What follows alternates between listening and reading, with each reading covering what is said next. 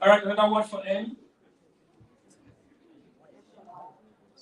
National. Yeah, another word for N. One more word, please. All right, let's move to I. Innovative. Irresistible. Irresistible. Inspiring. Another word. Interactive. They are what? Immaculate. Another word. Incomprehensible. To double your mark. Another word for I. They're intentional. Another word.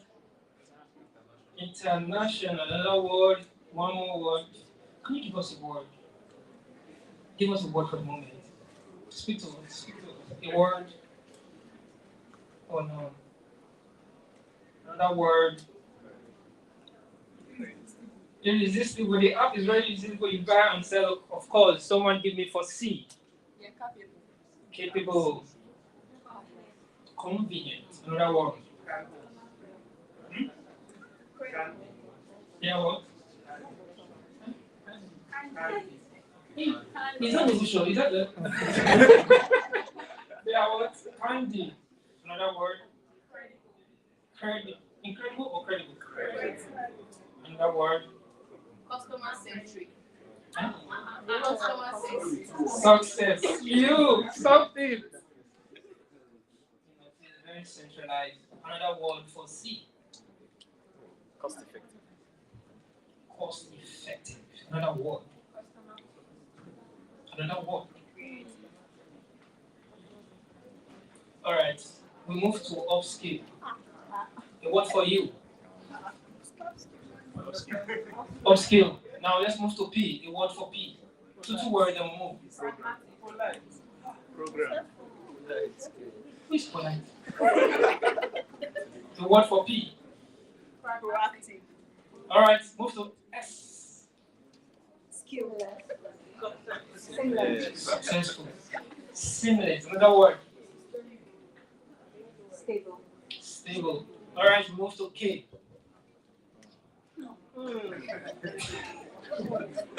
K. They are knowing. Knowledgeable. Knowledgeable. Another word.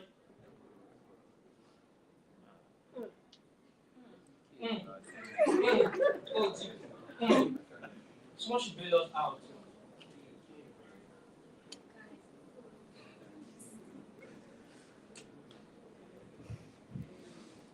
Yeah, who said night? Actually, you're right. They are very nightful. Yeah. Give me a word for K. K. Yeah, K. Someone just say K drama. A word, please. K. Okay. Are you shy? All right, word. Kinetic. Dynamic. Dynamic does not have a K. Oh, so they can give you more laptops. All right, amazing. Someone give me a word for I. Yes, sir? Impactful. Another word for I. Incredible. Another word for I. Now let's move to L. Give me a word for L. Who said laptop? The word for L. Legal. Legal. Yes. Another word for L. Eligible. Another word for, let's move to the last L. Laudable. Another word for L. Long term. Long term. Long term. Long term. They are here for the long term. They are not running. They are not going anywhere. They are here. Another word for L.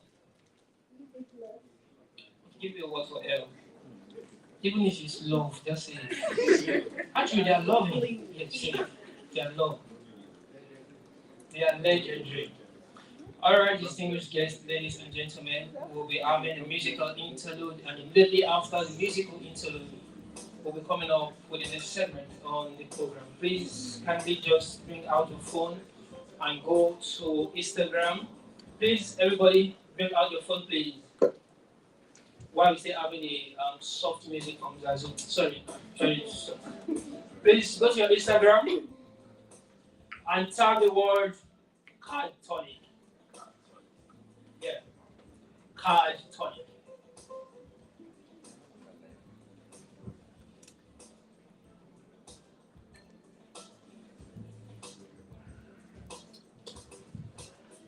Alright. Amazing. While we're having that, the second speaker walked in, and shortly we're having the second speaker for this event this afternoon.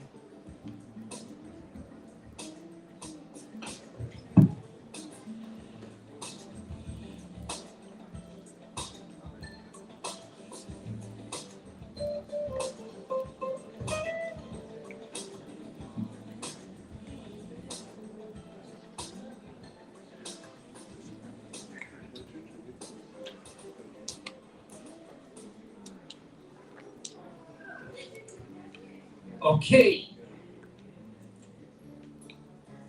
Distinguished ladies and gentlemen,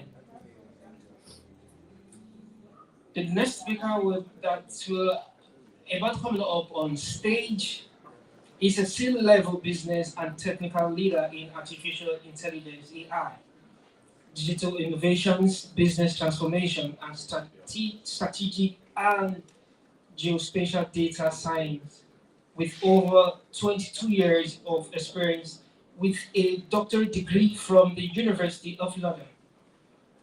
He is recognized as one of the top 50 data innovators in the world by the US-based Corinium Intelligence. Please pardon my French. Corinium. Yeah. What he did there. Yes, he did.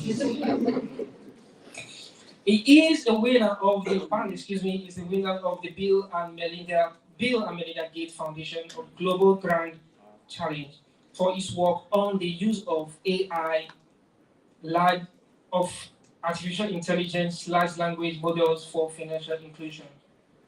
He has led team at the Data Science and Nigeria DSNAI to build many AI for social good products.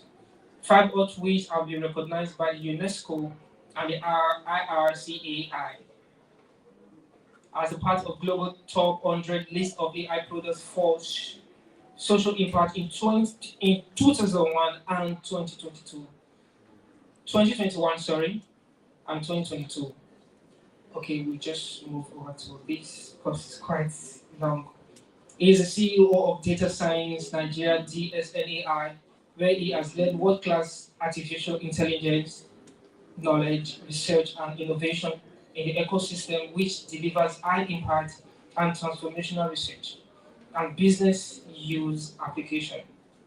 He is the author of The Future is Shared. The author of The Future is Shared. The beginners artificial intelligence and Python programming. He has also built many industry best practice approaches in geospatial and generative artificial intelligence and its diverse application. Distinguished guests, ladies and gentlemen, please join me as I make welcome Mr. Bayo Adekombi. Hold on. Please make welcome Dr. Bayo Adekombi. Please put your hands together for Dr. Bayo.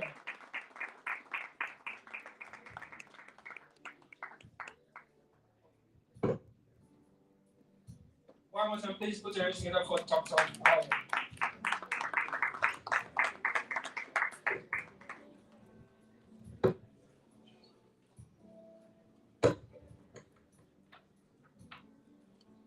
Thank you very much. Okay. Yeah, good morning, everyone. It's a great pleasure to join some amazing innovators, creators, builders of tomorrows who are seated here. It's a great privilege to be part of the Upskill program. I'm quite inspired and excited each time I'm to see people who are building for the future. And what I'm meant to do is just to inspire you, motivate you, and share with you some of the things I have learned building global products for global organizations to inspire you to build more because the world is waiting for more high impact products. The more value you create, the more value you get. The equation of life is very linear and logical. Of course, there's some, some divergence that may happen. But if you're able to create value, you're going to get a lot of value. And I'll talk from two dimensions. I'll talk from my experience in telecoms. I was Chief Strategy Innovation Officer for MTN, working in Nigeria and South Africa for many years as a C-level executive. C-level means I was C-level. So when you say top 14 people leading MTN, I was one of them. And I was Chief Transformation Officer as well.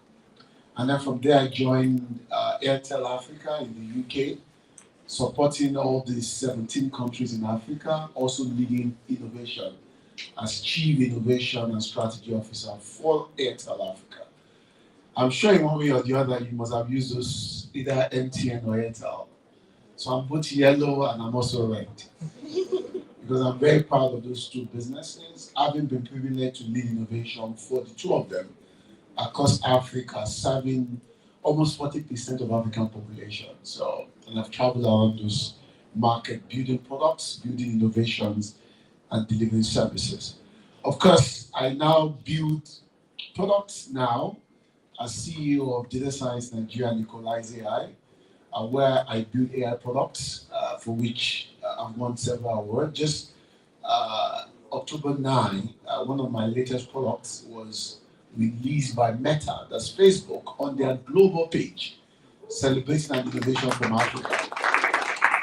So I know what it takes to build innovation. I know that it can be demanding, but the world is waiting for innovators. And that's why I'm quite excited to identify with some of us who are building, some of us who are built, particularly the winners are being celebrated today. I hope I'm right. Good. Please, can we celebrate them? But the narrative here is that it's fine to celebrate success, but sometimes it's more important to learn about what did not work on our way to success. Because daily we learn how not to get to success and how best to sustain our success. And a lot of the story I'm going to be talking about is more perspective and reflections on the path to building great stuff. And that takes me more likely to my early days as an innovator. I remember the first company I worked, I was just a young researcher and very open, left school, first class, very passionate, biochemistry graduates with strong passion for data. I mean, very passionate about data. I'm talking about 2002. I just wanted to build stuff. And in those days, we don't have access to internet like this. So I would wait in the office, work Saturday, Sunday, coding and doing everything possible. Of course, I fell in love with, Java programming, peer programming, and I was working in the intersection of statistics and advanced pair programming, finding way to build stuff. And in doing that, I was creating solutions that never existed by chance. And then our biggest client at that time, was GT Bank. At that time, GT Bank wanted to launch a product called Advantium Banking. Advantium Banking was meant to take GTB from corporate banking into retail banking. And the solution that I built at that time was able to profile customers based on their location, which will help Guarantee Trust Bank at that time to be able to do effective retail banking, location-based intervention, use locations and all of that. Of course, the solution helped my company, and I recall at that time the company revenue was doubled, but mind you, I was a junior staff, very, very junior staff. And then at that time, a lot of people were coming to me, and then the way our company is structured is very hierarchical. Things have changed now. Now we talk about flat organizations. In those days, anything you have must go to somebody who will package it for somebody, who will package it for somebody. And nobody knows who is really doing great stuff. Until the time that they needed to go present this stuff, and the The person who has been parading himself got there and they started asking fundamental questions. And it was clear and obvious that it was not the guy who created it. So the buyer wanted to know who is the guy behind this. We need to ask questions. An unknown guy in the organization, they just sent one car and say, you need to find your way to VI now. Then the office was based at Maryland. So I landed there, it's what I did. So the technical guys asked me questions. And because it's natural, I went to the board, dimension, explained everything. And as soon as we get to the office, the typical Nigerian style, I don't know if you know the story of Saul and David, with due respect to people of other religion. Oh, this is the guy who did it. And they will come with, people are coming with advice. You are the superstar here. You are the man behind this company now. So go tell them to increase your salary. If you don't increase your salary, leave. Drop your letter. You are too smart to be used. People are coming with a lot of ideas because, like I said, the company is so hierarchical. Those of us who are programmers were in the lowest of the rank. Nobody knew what we were doing and all of that. But there was something in me that was clear that I am learning. I'm learning. I've not yet arrived. Because the greatest disaster for success is when you turn your point of departure to your point of arrival. Yeah. It's one of the biggest problems. And at that time, there's another young guy who was also a builder who got also excited that way that, there's a lot of things and he went and I know where he is today. He didn't make a lot out of his career. Always understand that there's a moment where you invest in building. Do not miss that cycle of your life. Don't allow people to over-accelerate you. We do that in Lagos. You are in traffic and you are following the signal. You are the one seeing it. Then somebody is at your back. Pressing, move. And because you want to satisfy the pressure from the back, what do? You jump and hit somebody in front. Of course, they will pass you and say you are stupid. They will scream at you. That's the normal Nigerian style. But should the noise of the market change your understanding of your path to greatness? Don't let people over-accelerate you out of purpose. And of course, the organization has stayed for many years. But what was I actually doing? I was building myself. I was ring-fencing my capacity. I was not carried away. I was focused. The best the company could give me was an opportunity to travel out of the country for the first time as a staff of the year to go learn. And that singular exposure, opened my mind to more possibilities. And of course, provided me clearer path to what I was trying to articulate in my mind. How to use technology to enable marketing. I've never seen it very clear, though I have the understanding, but that opportunity worked for me and it put me on the right path, which of course gave me very good career acceleration. That under 40, I was already a C-level executive. By God's grace, a lot of things have happened because of patience. So what am I saying? To innovators who will be privileged to work under people, there's nothing wrong to be an intra-innovator or intrapreneur. Innovators who create stuff, but they do well in organization. Jumped out to create theirs. I want to have startup. But unfortunately, many of their startup became their start down. Yeah. They run into many things, miss the opportunity, they lose relevance, and they just fizzle away. I know a lot of young chaps like that, great ideas, but they could have been better, if they did those things. So you need to understand who you are.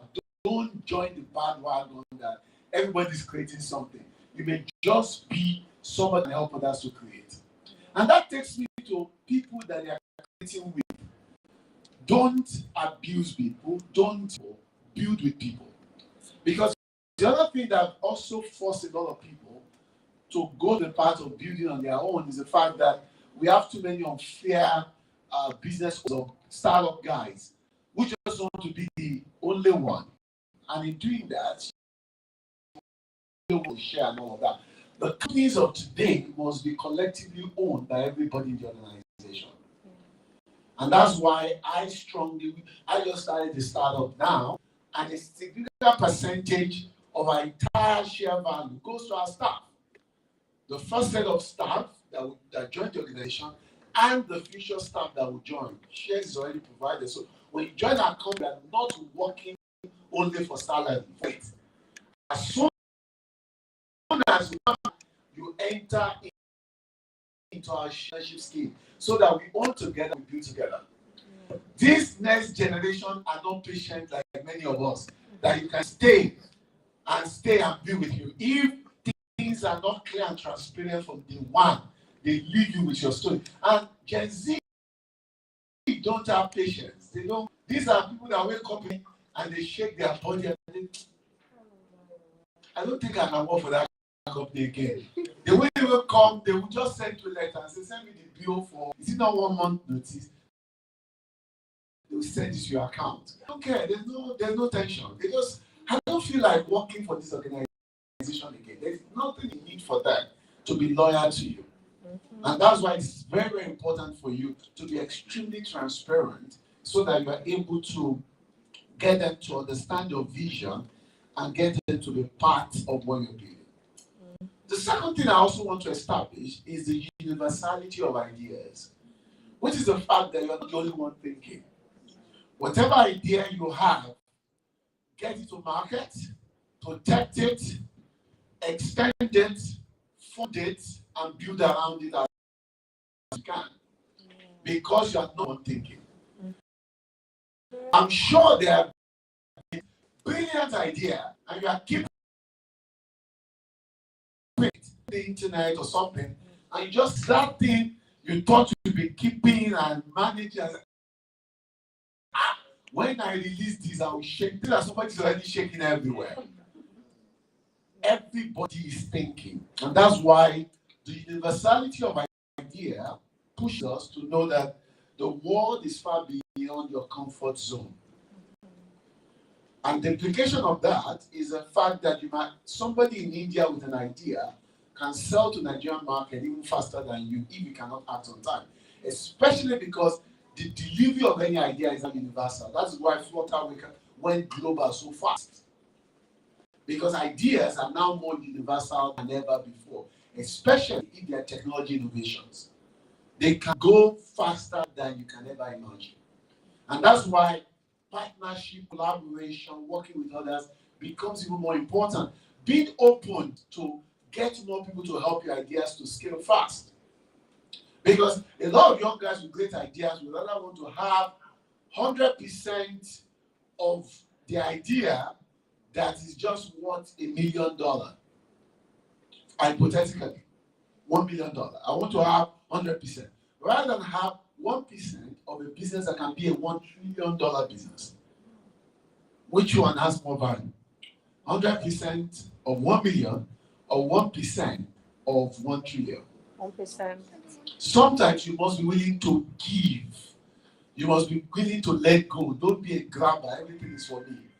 We are not land grabbing there. It's idea space. Everybody is thinking. Yeah.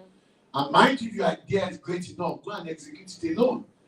For as much as you have to get an head of engineering, head of marketing, head of sales to be part, then they should be fairly given a stake to be part of it. Yeah. And then trust right set of people as your advisors and board to be part of your narrative and story building. Mm-hmm. This is very, very important. Because today we have a lot of people with great ideas trying to carry it alone. And the pressure of the idea is already, pressing them down that they are losing their mind, they are losing themselves, and they've lost the idea. Whereas they could have relied on the power of networking, working with other people to build something great and more meaningful. Ladies and gentlemen, your idea is great, but sometimes it becomes greater when you work with other people. Of course, when you're looking for other people, it's not just anybody. You need to find the right partners, people that share your vision, in your belief system, in your commitment to excellence, not somebody that is in for a short haul. If you are somebody who is in for a long haul, you want to build for the future. Not people who just want to make money today and just park and go tomorrow. Some people are legacy driven. They want to build businesses that will outlive time. And this is a major Nigerian problem that we need to address. Look behind. Which of our 1950 businesses still existing today? Which of our 1940 business have crossed borders to other parts of the world? Which of our food business, which should be one of our biggest business to the world, which of them can you find in London? Which of them, even with the population of Nigeria? Everybody just running small businesses, whereas we should have megas, stores all over. Look at Nando's. Nando's is an African brand. Go anywhere in the world, you're going to find Nando's. You find the brand. Look, just imagine our very great success. Look at Mr. Biggs. Where's Mr. Biggs today? Look at several business, furniture business, and all of those family. Or don't you know that most of those big bang American businesses that we know today were all family business, but they are live family because they were built systemically and they were built structurally. So I'm challenging you to have the mindset of building for the long haul, because that can give you more value than you ever think. Always be willing to serve others as you would like to be served. And this for me is very, very important. Be willing to serve. And service here is not just service to the customer, service to your colleagues as well. Because I really want to see people not as my staff, but as my colleague. Because you are co-creating together. This old typical master-servant relationship, I pay their salary. You pay their salary because they work with you to create the money from where you pay their salary. So you are co-creating value together. So we need to detach ourselves from the traditional African mindset of I own the, we have this slave mindset. They are my staff. No, you are colleagues. That's why great countries of the world, America, have been able to build great business, because there's premium on workforce. You recognize the fact that each person is bringing so much brilliance, so much value to your business. So they are not your slave. They are co-creators of value. So because they are co-creators of value, you treat them with dignity and respect. You don't shout at them. You don't make them feel less of themselves. You consult, you align, you engage. You see value in everyone. Not the typical, they are my slave, they don't know anything.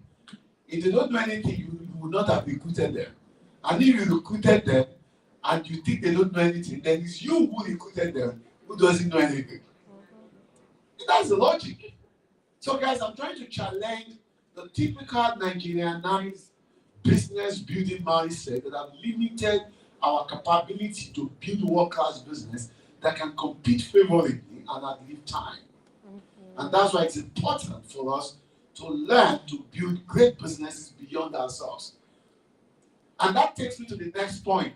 Let your business be bigger than you. Let your business be bigger than you. Never run a business where if you are not there, nothing can happen. Then you don't have a business. Because we always say that business is meant to be a living organism that can live even when you are not there. If you are just out of business, maybe you travel for 1 month or 1 week, or you are not in the building for 1 hour, it's as if the entire thing will shut down. Then you are not running the business. You are not running the business. When we say, oh, if she's not there, if he's not there, we don't know what to do, we don't know how to do it, the implication is that you have built a business around you. So it's an empire that you have built, where you are the Lord and Master. And anytime you are not there, the business will fall like packs of cards, because it's not rooted in a systematic, organized way of running business, where everyone understands their role, their contribution, their value within the delivery value chain, for which they come to work to add to that value. So whether you are there or not, they know what they are meant to do. In finance, they call it that business is a going concern. It's a going concern. It's beyond you. If a business shuts down because you are sick for 2 days, then you don't have a business. So which means that as you build your business beyond you. Begin to create processes, procedures. How should A run? How do we recruit people into this business? Can there be a process that is transparently and accountably documented and it's visible to everyone on how things are done. How do we manage leave periods? It's not how you feel. Oh, no, you will not go on leave. Oh, you will go on leave. How do we manage our events? What is the standard protocol? We call it standard operating procedure, SOPs, that will govern everything that you do, properly documented, that will provide the organization a framework beyond you so that people know what to do even when you are not there. Slaves are the ones waiting for their master to speak. Co-owners in the equity of your business are those that will know what to do even when you're not there. And that for me is what makes a business to outlive time. And of course, those who go the extra mile to subscribe to your vision as well must be essentially be given a sense of equity and inclusion so that they also believe that they are part of your vision because they are also seen as you're seen.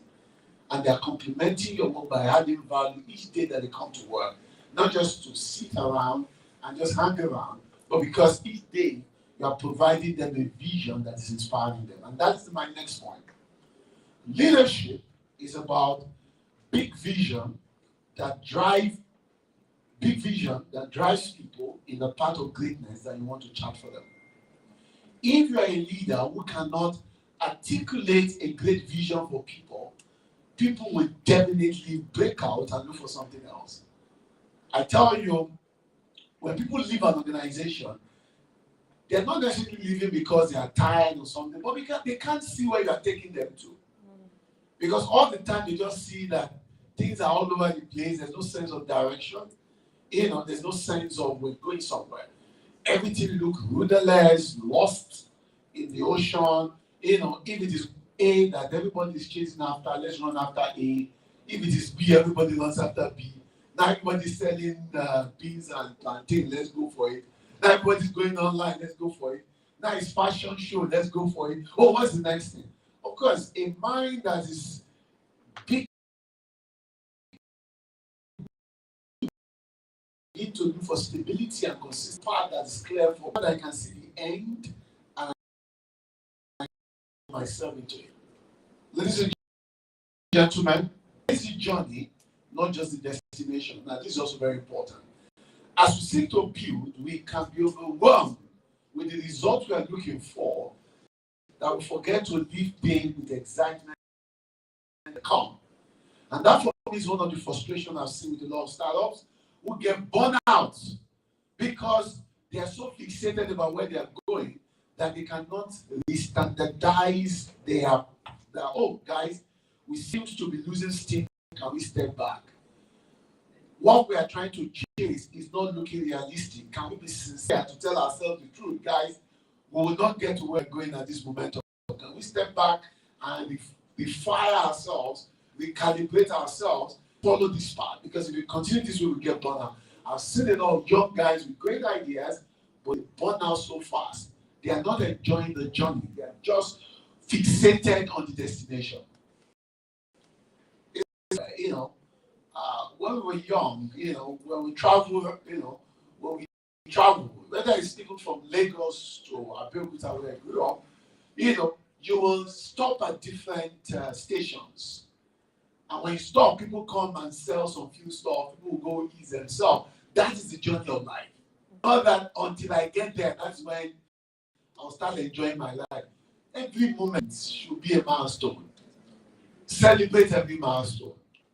Guys, on our page, we got, 5,000 like, guys, let's go and have lunch. Did you get what I'm saying? Guys, let's just clap for ourselves. Let's have a clapping moment. Now, guys, we got our first 2 customers. Guys, let's clap for ourselves. Not that all you are saying, guys, see, only 2. Only 2. Our target is 500. We are not making progress. Find possibilities in those difficult times and find a way to inspire yourself. Things can be very, very tough when you are building. And so therefore, enjoy the journey. Make the journey exciting. Make the journey meaningful. Find reasons to be excited about what you are doing because nobody is going to celebrate what you are doing if you are not. Mind you, they are actually jealous of you. So if you are frustrating yourself, Nobody's going to come and excite you. You have the responsibility to enjoy your journey so that you don't burn out very, very quickly. I want to say this. I learned this a lot in my days at MTN. Be very passionate about solving problems and not exciting yourself with ideas that it's just your idea, but it doesn't have any utility. It does not have anything. These days, I've seen a lot of young people who come with some great ideas. They're so, I have this idea that will shape the world, and all of that. Okay, good. Come present your idea. By the time you dimension the idea, you realize that these guys are just building an illusion for themselves. They are not talking to real people. Imagine a guy who was building an agricultural solution. I want to automate agricultural outcome and all of that. And this guy, when he was dying, he wanted to use an AI solution to do some agricultural optimization. And wanted to focus on yam and all of that. And when the guy was explaining his solution, this guy was saying, when I pluck yam, he said it the first time, when I pluck yam. The solution can pluck yam, at degree 45 to the left and the right. It will be pluck yam. Pluck yam. So I had to stop the guy and say, guy, wait. Have you ever been to a farm before? No, really. No. I don't like those terminology. Gen Z are not absolutely. I don't like those things. They are born in the age of, they call it, everything is green. I'm born in the age of black or white. Not necessarily, not exactly, maybe, no. Have you ever been? I've not been. Don't tell me you've been. Okay, good. Have you ever seen yam planted before and you've seen the journey of harvest? No. I'm yes or no. I don't like all this in between. No. And you want to automate something that you don't understand. Then you are living in illusion. I tell you, I've invested in a lot of startups. In my days at MTN, they always advise us, don't depend on salary, put money in startups. So I put a lot of money in startups, and I still do that. And over time, I've realized that young chaps are so overwhelmed with an illusion as if they have an idea that will shape the world, but those ideas are not solving problems. People will give you money in exchange for problem you solve for them. Yes. Not the wildness of your idea, not the sophistication of your technology. Product innovation is simplified as problem solved. Simple. Are you solving a friction? Like my very good friend, Professor Nduguse Kekwe, we call it. Are you solving a friction? There's a friction in the market.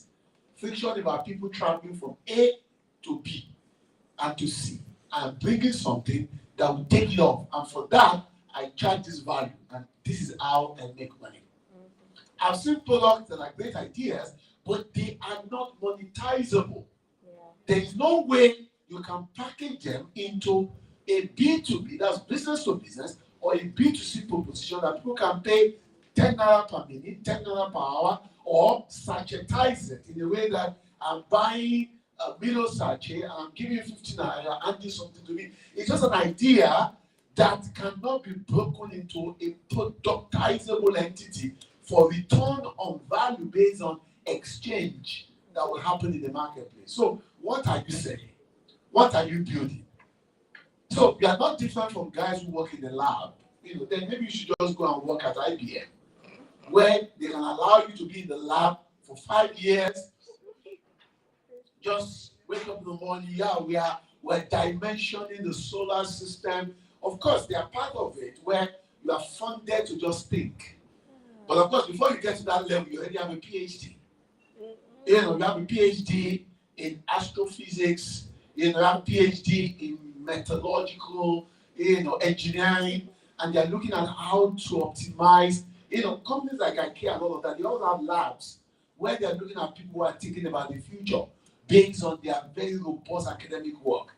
So they're not asking them for tangibles. But if you are somebody who is building products for which people will exchange for value, and you cannot summarily capture what you are creating in a way that it solves a problem and it can exchange for value in terms of people can pay for it, then it's either you are doing charity or you are doing research. I've seen a lot of ideas that I ask some people, how will people pay for it? Oh yes, okay, it's true. They have to pay. Hey, how will they pay for it? What is the thing that they're going to pay for, and how will they pay for it? How have you broken down your distribution, your pricing logic into that point?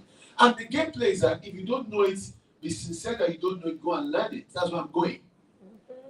Go and learn all that you need to make you a complete business leader. Being an innovator is different from being a business leader or being a business owner. Some are just meant to be innovator, which is not bad in itself. But the moment you want to be a business leader, business owners, there are certain competency gaps that you must identify, and you must be sincere to yourself to know that I don't know this. I've met a lot of business people who don't even understand simple balance sheets. They don't understand it. Statement of account, they don't understand it. Cash flow, they don't understand it. The way accounting works, they don't even understand the fundamentals. Ask them how much money you have. Yes, I have 10 million, but those 10 millions are promises. And in account, you say cash is king. They don't understand their inventory management. They don't understand their receivables. They don't understand their payables. You must understand those things. And I'm glad to tell you there's finance for non-finance. And those things, there are a lot of people who offer those trainings these days that can allow you to understand the fundamentals. Are we together, guys? Yes, sir. Please identify those skill gaps.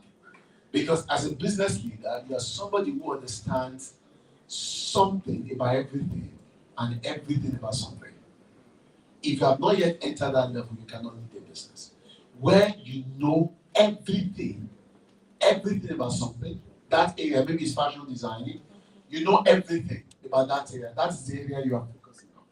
And yet, you know something about everything. Something about traffic, something about digital, something about Instagram, something about TikTok marketing, something about analytics, something about API, something about remittance. Every single entity that intersects how you create value, you know it. And you can intelligently engage and meaningfully converse on those fundamentals. And that's why I advise, if you're building anything today, be familiar with technology fundamentals. You don't need to be a coder to understand the fundamentals, or else guys will cheat you. They will tell you a lot of things. The same way many people told their parents in the early days that, Mom, I want to buy a book. What's the title of the book? Dick, Sean, and Harry. And they paid for it. And that's what I see a lot of business guys. I know a lot of them who have invested so much money, and they'll just come about, I need you to meet this developer. They have paid them $50,000. This is what they gave to me. Come ask them question. Of course, those ones will be running when they check my profile. And at the moment you now start, at the time, guy, everything you got for $50,000 is $5,000. Because you yourself, that's beautiful. You did what you wanted. So to build what you don't need, with the money you don't have, to build a solution that you will never create value. What a waste. So know something about everything. As I begin to wrap up, please develop coping mechanisms for stress and burnout. Stress will come. Frustrations will come. Every great innovators, they all got to that point of pack your bag and go home. Those are part of the game. But develop for yourself that sincere way of continuing to refine yourself, refresh yourself, and support yourself. And of course, build for yourself a network of inspirators that keep you alive. Find support system for yourself. Don't because you are running a business cut off from families and friends. I see a lot of startups. I'm so busy with my no time to talk to my friend because I tell you those support system will keep you alive. You need to be alive to run a business. Yes, sir. Tell your colleague be alive. Okay, good. Okay. Please stay authentic and transparent. Stay authentic. Don't be a deceiver. We live in a world where things are not working, but we still try to fake it till you make it. We're in a time where we like to fake it till you make it. Things aren't working, yet we're still pretending and cruising. If there's no fuel in your car and you're still pretending, it's gone to zero level. What? Be authentic. Park by the roadside and put a tag there. I have done 72 kilometers, 28 kilometers to go, but I don't have what it takes. Come help me. You are not almighty. You are not all knowing. Know when to tell the world that you're not getting it right and seek the help that you need. Don't be that startup that in your quest to build, you destroy yourself, and what you think you have built do not have the credibility to stand the test of time. As I wrap up, be prepared to make tough decisions. And that's what I'm going to wrap up. I know my time is up. Be very tough to make tough decisions. If it is not working, it's not working. I'm building a startup, but it's not working. Then stop it, go and get a job. Why pretending? Yeah. It's a tough decision. Go and get a job. Don't pretend it's not working. Go start somewhere else. But I've been given cards as CEO, MD, Chief Operating Officer, and all of that. There's nothing wrong for you to make tough decisions. Yeah. And if the startup is not working well, close it down before it closes you down. Mm-hmm. There's so much you at the startup because there's so much about your life that you have not yet seen. So see beyond the product you are building and just be yourself. And in doing that, you enjoy the largest shop in the future. Yeah. Thank you for listening to me and congratulations to families and friends of the leaders. I wish you all the best in life. And what is waiting for you, just be together. Thank you very much.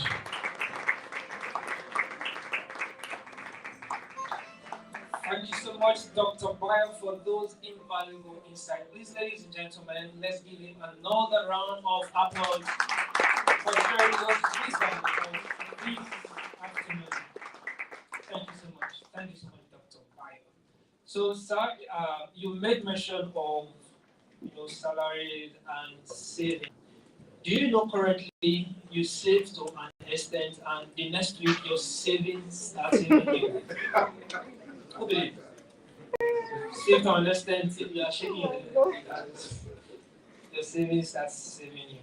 All right, shortly we're going for a tea break, and for those of you at home, you can actually walk into your kitchen and just help yourself. So shortly, we have amazing personalities in our midst.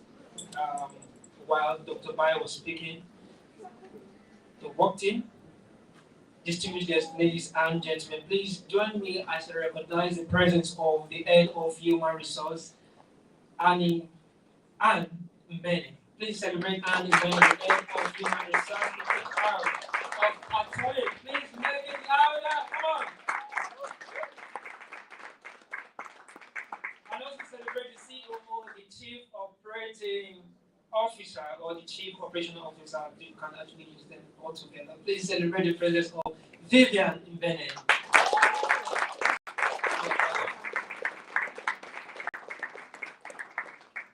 And of course, the Chief Product Owner. Please also in our midst celebrate the presence of Mr. Emmanuel.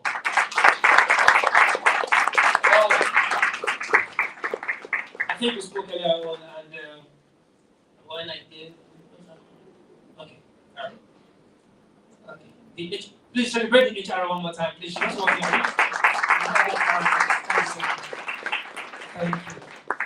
Shortly, we'll wait for the tea break, as I earlier mentioned. All right, so we'll be having the Q&A, and my amazing blessing will be handling the Q&A. Please put your hands together for this. Hello, everyone. So you got too much knowledge for you to be so quiet like this. Hello, everyone. Hi. Don't you feel impactful like I do? Please tell me you don't feel impactful like I do. Because I saw some people shaking their heads, firstly. That uncertainty.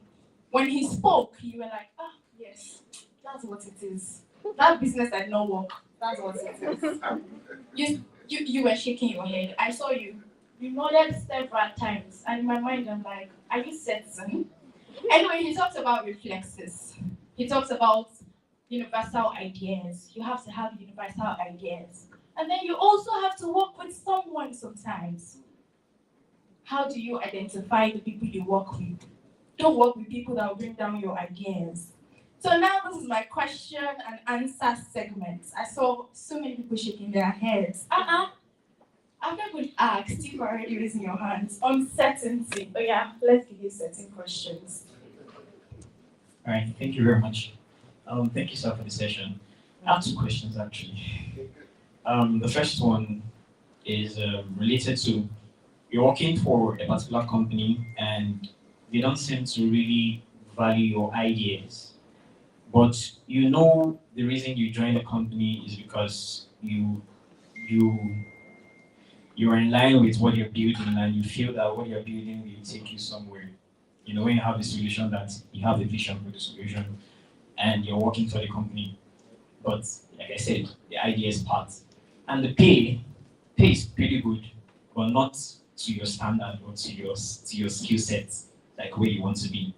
So at that point, where do you get to a point where you feel like, okay, like you said, we agencies, we don't want to do it again. I want to quit the job. So at what point do you take that step? Or do you keep on believing in the ideas and things will get better? Should I go on the second question or? You can go to second question. Okay, then the second question, um, it's about, you talked about a startup, you know, building ideas, global ideas. So for someone like me, I have the idea, the product has not been built, but it's on the idea stage and it has been accepted into Microsoft for startups, which gives you certain tools and resources to build. So my question is, I've done the market research, have an MVP and all the preliminary stages. So when do you now know, okay, it's time to build the product, right, for the users? So that's my question, sir. Thank you very much. You can have your seats. So over to Dr. Bayo to respond to these questions. Thank you very much. First, you spoke about you're working in a place, your ideas are valued, pay is good. But at what point do you quit if you feel that you're not getting the best for yourself? Yes. Now, I will tell you, if you're working somewhere, have a growth mindset. The example I gave, I couldn't, because of time, I couldn't go into details. When I got to the organization, I wanted to build something that, because I looked at the business and I saw that, this kind of business that we're doing, we're just doing what I call one-off business. But I was thinking of, can we build a solution that 5, 6